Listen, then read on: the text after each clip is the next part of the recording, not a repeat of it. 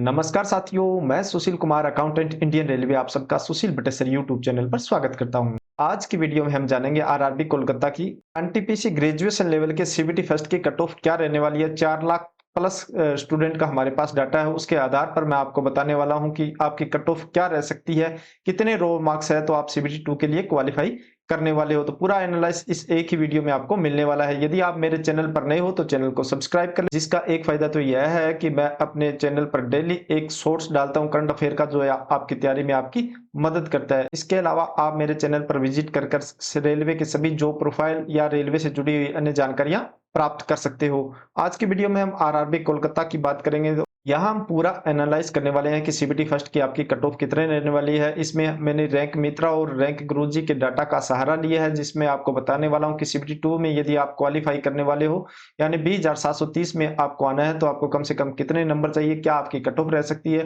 क्योंकि आरआरबी कोलकाता में इस बार हाईएस्ट वैकेंसी थी 1382। साथ में जानेंगे कि आपकी कैसी शिफ्ट थी, उसके अकॉर्डिंग आपके नॉर्मलाइजेशन स्कोर पर इसका क्या इफेक्ट पड़ने वाला है, कितने नंबर आपके इंक्रीज हो सकते हैं। तो वीडियो में आगे बढ़ने से पहले आपको मैं बता दूं, साथियों, आप किसी भी सेंट्रल लेवल एग्जाम की तैयारी कर रहे हो, चाहे एसएससी हो, रेलवे हो, दिल्ली पुलिस हो, तो उसमें कई बार हमें फेलियर का सामना करना पड़ता है। उस फेलियर की एक वजह होती है, या तो हमें प्रॉपर गाइडेंस नहीं मिलती या सही डायरेक्शन हमें नहीं मिलती। मेहनत तो होती है लेकिन नतीजे नहीं मिलते।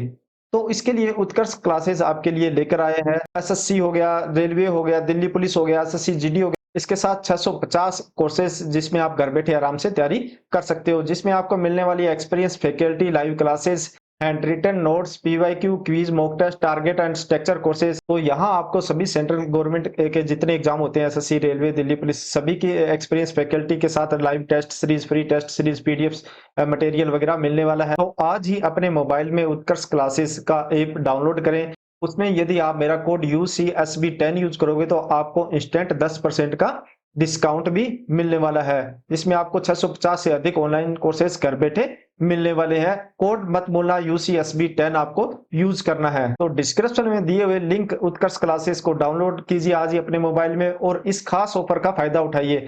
ऑफर के फायदे उठाने के लिए आप मेरा कोड UCSB10 यूज करके 10% एक्स्ट्रा डिस्काउंट पा सकते हैं और इन सभी केंद्रीय परीक्षाओं की तैयारी आप घर बैठे आसानी से कर सकते हो।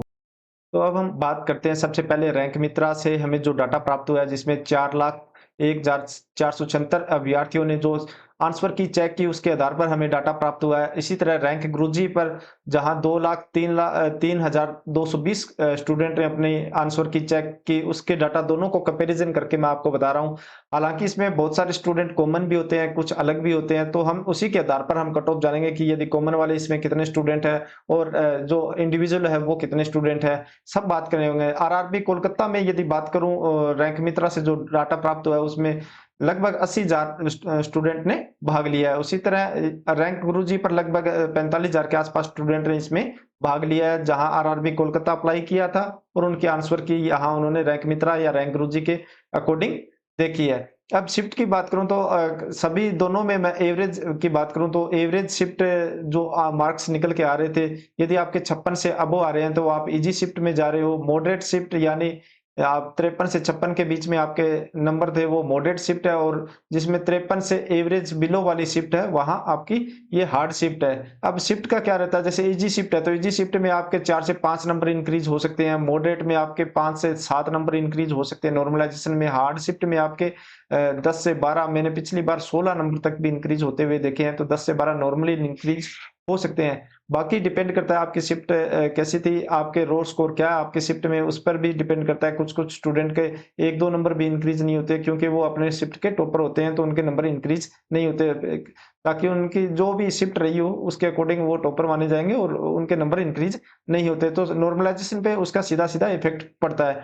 और यदि आप जानना चाहते हो कि इजी शिफ्ट कौन सी थी, मॉडरेट कौन सी थी और हार्ड कौन सी थी, तो ये वीडियो आप देख सकते हो। इसका लिंक आपको डिस्क्रिप्शन में मिल जाएगा, ऊपर आई बटन में भी मिल जाएगा। इस वीडियो में मैंने बताया कि कौन सी शिफ्ट आपकी इजी थी, कौन सी आपकी मॉडरेट थी, कौन सी आपकी हार्ड थी। तो अभी अब आरआरबी कोलकाता की जब वैकेंसी देखते हैं तो इस बार सबसे हाईएस्ट वैकेंसी थी 1382। टोटल जो 8,111 वैकेंसी थी उसमें से 1382 वैकेंसी टोटल कोलकाता की थी, जिसमें यूआर की बात करूं तो 628, फिर एससी की बात करूं तो 188, एसटी 121, ओबीसी 329, ईडब्ल्यूएस 116। बाकी ये जो एक्स सर्विसमैन है या पीडब्ल्यूईडी कैंडिडेट है, इनका हॉरिजॉन्टल रिजर्वेशन रहता है। यानी जिस भी कैटेगरी का, जैसे एक्स सर्विसमैन 41 पोस्ट है, यदि वो 41 में से 10 कैंडिडेट यूआर के हैं तो यूआर की सीट लेके जाएंगे, और यदि एससी एसटी के है तो एससी एसटी की सीट, ओबीसी के है तो ओबीसी की। इनको अलग से ये सीट नहीं मिलती, इनका हॉरिजॉन्टल रिजर्वेशन रहता है। इसी तरह इनका पीडब्ल्यूईडी का कैंडिडेट का भी हॉरिजॉन्टल रिजर्वेशन होता है। इस बार क्या हुआ कि 15 गुना कैंडिडेट पास किए जाएंगे। पिछली बार एनटीपीसी में 20 गुना कैंडिडेट पास किए गए थे, इस बार 15 गुना सीबीटी 2 के लिए पास किए जाएंगे, और वो कैंडिडेट है 20,730, यानी 1382 के 15 गुना 20,730 में आपको आना होगा यदि आपको सीबीटी 2 एग्जाम देना है तो। अभी इसी के आधार पर जो रैंक मित्रा और जो रैंक गुरुजी का डाटा मिला है मुझे, जिसमें आप देख रहे हो कि ये रैंक मित्रा का है, जिसमें रैंक मित्रा में लगभग 80,000 स्टूडेंट है, और ये रैंक गुरुजी का जिसमें लगभग 45,000 स्टूडेंटों ने भाग लिया।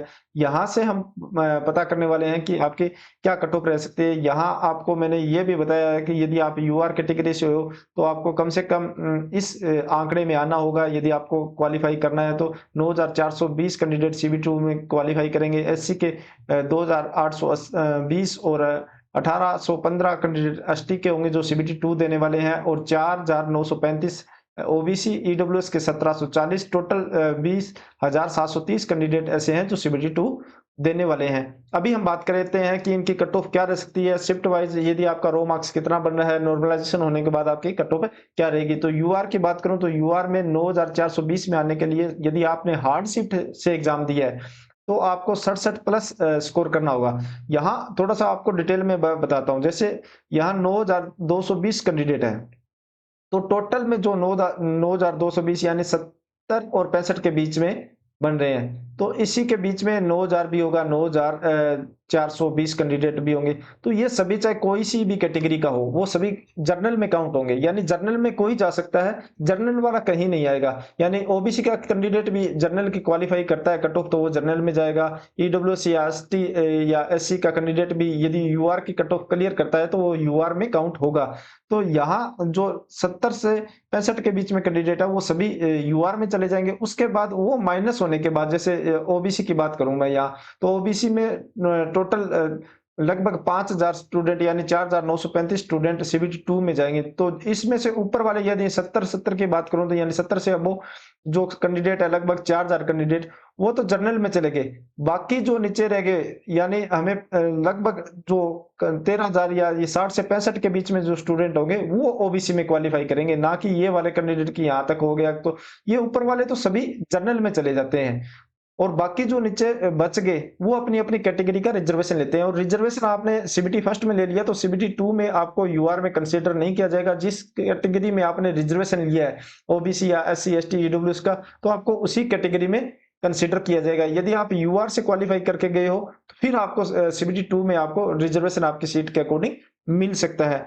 तो इसी के आधार पर मैंने ये एनालाइज किया है। यहाँ आप देख रहे हो कि हार्ड शिफ्ट यूआर की थी तो 67 प्लस आपके नंबर होने चाहिए, तो आप सीबीटी 2 में क्वालिफाई कर सकते हो। मॉडरेट या इजी शिफ्ट थी तो आपको कम से कम 70 नंबर चाहिए सीबीटी 2 में जाने के लिए। ये सब एक एक्सपेक्टेड आपको डाटा दे रहा हूं मैं।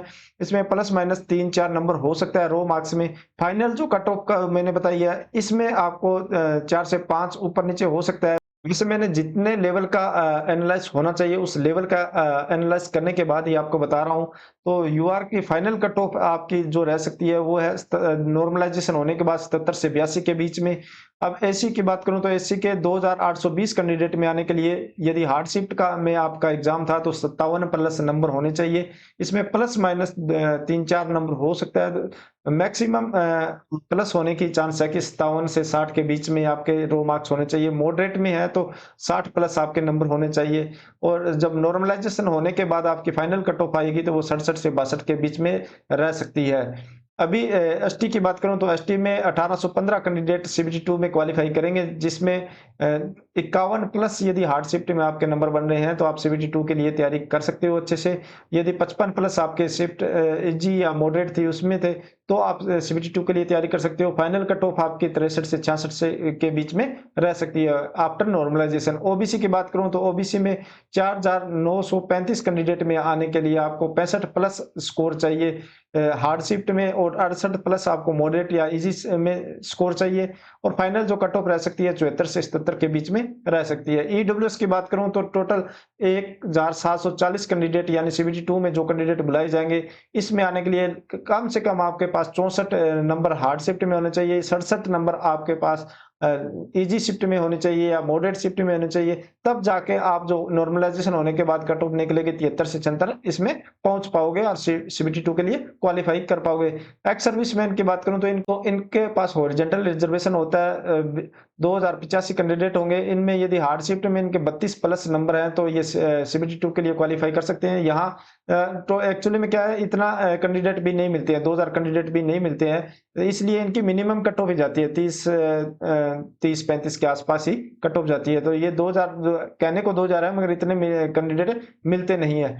तो यहाँ यदि आपका इजी या मॉडरेट शिफ्ट में था तो वहां 36 प्लस आपको नंबर चाहिए। फाइनल कट ऑफ आपकी 40 से 45 के बीच में जा सकती है। तो आरआरबी कोलकाता को मैंने डिटेल से एनालाइज करके आपको बता दिया है। हाईएस्ट यहाँ से फॉर्म अप्लाई हुए थे, यहाँ की कट ऑफ भी आप देख सकते हो कि कोई ज्यादा कट ऑफ नहीं जाने के चांस है।